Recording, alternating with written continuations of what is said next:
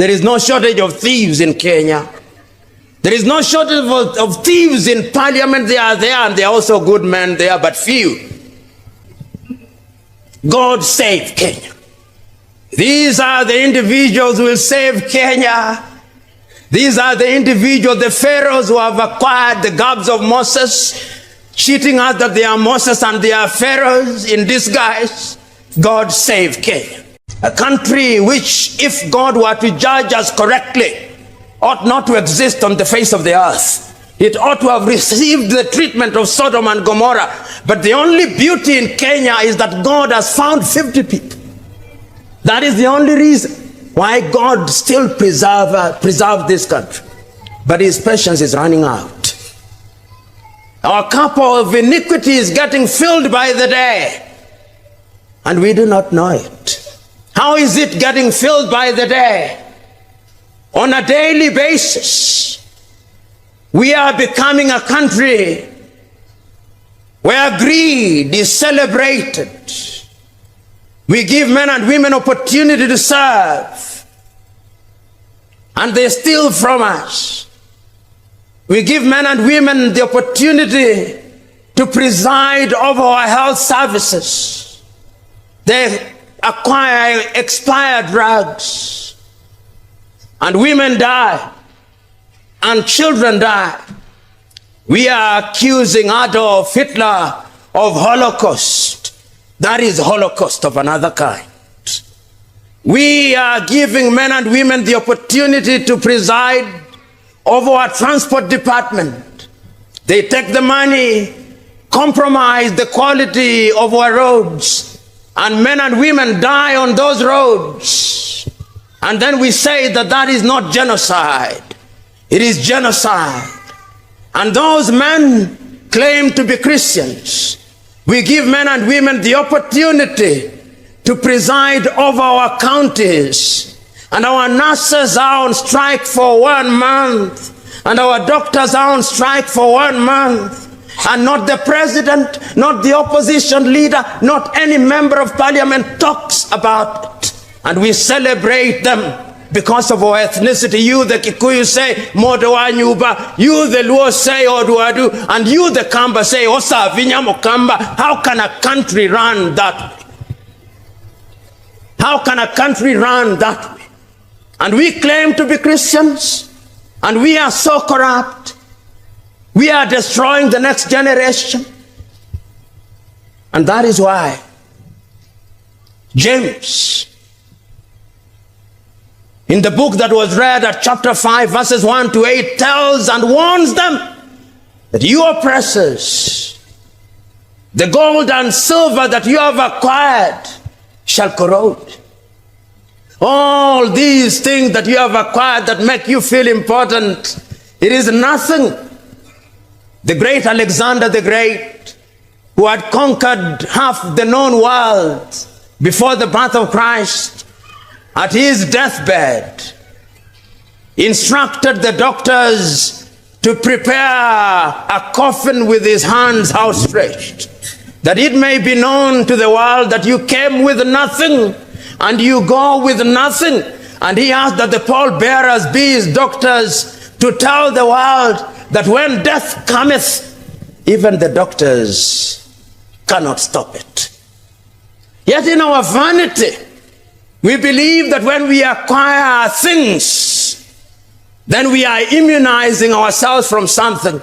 The last time I checked, greed is like drinking salty water. The more you drink, the more you want, but your thirst will never be sated. We have individuals in our communities, including ourselves, who engage in graft and corruption, either wittingly or unwittingly, but most of it is wittingly. And we celebrate these individuals. In Kenya today, when I look at the men and women in the opposition, when I look at men and women in government, and I remember that not so long ago I had the advantage of working in an organization that investigated them. I'm bound by the oath of secrecy, but I can generally say, I look at them and say, God save Kenya. The tragedy is that the Kenyans either do not know or do not care. But I suspect that they know, and they have simply chosen to do what was described by the prophet Isaiah. They have eyes, but they do not see. They have ears, but they do not hear. They have a form of Christianity, and Christianity has only become a fig leaf with which we hide our moral nakedness. We must interrogate our Christianity, because if it were true that being Christians immunize us from greed, then this country would be one of the countries with the least corruption in the world. It cannot be right that we are 80% Christian, we claim, and we are one of the most corrupt nations in Africa and on earth. This corruption that is alive and well in us, it is alive and well in us because we think that corruption and the things that we have acquired illegally are going to save us. But when you read the book of Luke, that conversation between Christ himself and that rich man, the young rich man comes forth and said, "Good teacher, good teacher, what do I do to go to heaven?" Follow the commandment, Christ says in his divine soft voice. And he says, "I've followed all those commandments from my boyhood." But then Christ said, "But there is one that you have not done. Go out and sell your things. Once you have sold them, distribute them to the poor. Then you shall, having unburdened yourself, go to heaven." And the young man goes out, possibly shaking his head and saying, "Now I cannot go beyond that point." And Christ possibly pointing at him and telling his disciples, "I tell you, how difficult shall it be for a rich man to go into the kingdom of God? It would be easier for a camel to pass through the eye of the camel, of the needle, than for a rich man to get into heaven." Christ is not condemning wealth. Christ is simply condemning the worship of wealth. Because the same Bible says that you should have enough for your children's children up to the 4th generation, but by the sweat of your brow. By the sweat of your brow.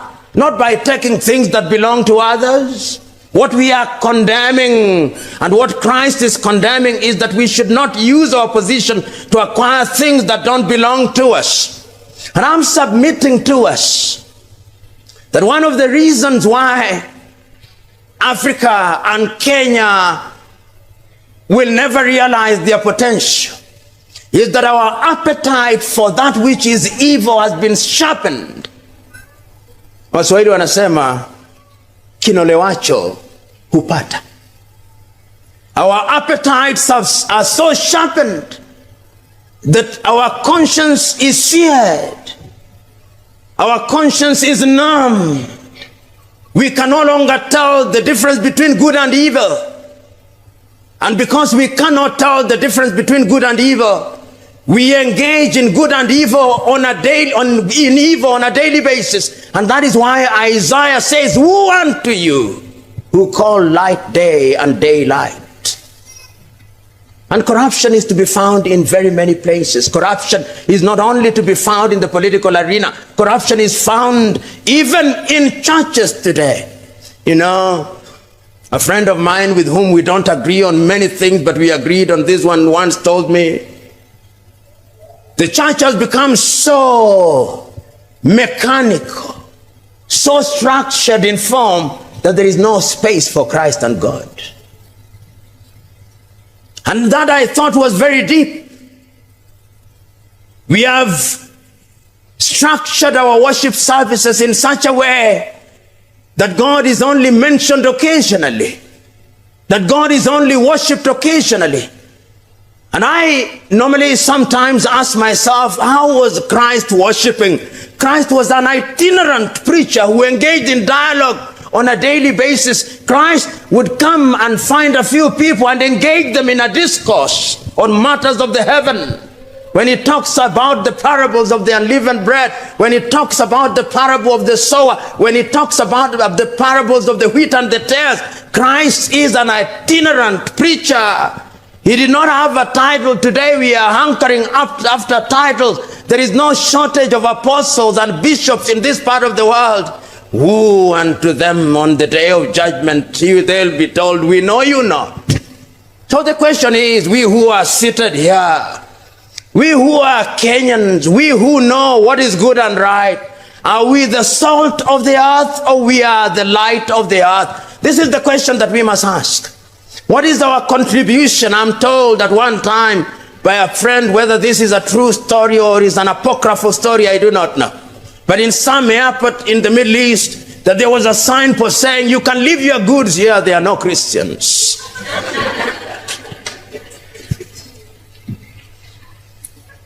There is a sense in which that statement is made tongue-in-cheek, but it has a hidden meaning. I'm sure that even in this church, when you are making an altar call, the pastor finds it fitting to say, as you come for the altar call, you ladies, take care of your bags. Because even within our ranks, Satan is alive and well. Within our ranks, Satan is alive and well. Every corner we turn, Satan is alive and well. Remember that temptation is always there. Even Christ himself was tempted. So that what Christ is telling us to do, he also went through. He had the agony. I keep on saying, before Golgotha, there was the agony at Gethsemane. There is no Golgotha without Gethsemane. And there is no resurrection without Gethsemane and Golgotha. So there is no triumph without temptation. It is your ability to resist temptation that defines who you are in these matters of corruption. To understand the pervasive corruption in Kenya, we need to look at the historical roots. During the colonial era, the British established a system that centralized power and resources, creating a legacy of inequality and exploitation. After gaining independence in 1963, Kenya inherited this centralized system, which set the stage for the concentration of power and resources in the hand of a few. Kenya's political system is a major factor. The country operates under a winner-take-all political structure, where gaining political office often comes with significant economic advantages. This creates a high-stakes environment where politicians are incentivized to engage in corruption practices to secure and maintain power. Political patronage and clientelism become common as leaders distribute state resources to loyal supporters. Economic factors also play a crucial role. Kenya has a significant wealth gap, with a large portion of the population living in poverty. This economic disparity creates fertile ground for corruption, as people at all levels of society may resort to corruption practices to improve their living conditions. Additionally, the informal sector, which constitutes a large part of Kenya's economy, often operates outside regulatory oversight, making it prone to corruption activities. Weak institutions are another critical issue. Effective governance requires strong independent institutions to enforce laws and regulations. In Kenya, institutions such as the judiciary, police, and anti-corruption agencies often lack the independence, resources, and political will needed to combat corruption effectively. This weakness allows corrupt individuals to act with impunity. Corruption is also reinforced by cultural and social norms. In many communities, there is a tradition of gifting and hypocrisy, which can blur the lines between acceptable social behavior and corruption practices. When corruption becomes normalized and seen as a necessary means to achieve success, it perpetuates a cycle that is difficult to break. International influence cannot be overlooked. Foreign aid and investment, while intended to support development, can sometimes contribute to corruption. Lack of oversight and transparency in the management of these funds can lead to misappropriation. Additionally, multinational companies operating in Kenya may engage in corrupt practices to navigate progressive orders, further entrenching corruption. A wave of protests is sweeping through Kenya, triggered by controversial proposed tax hikes.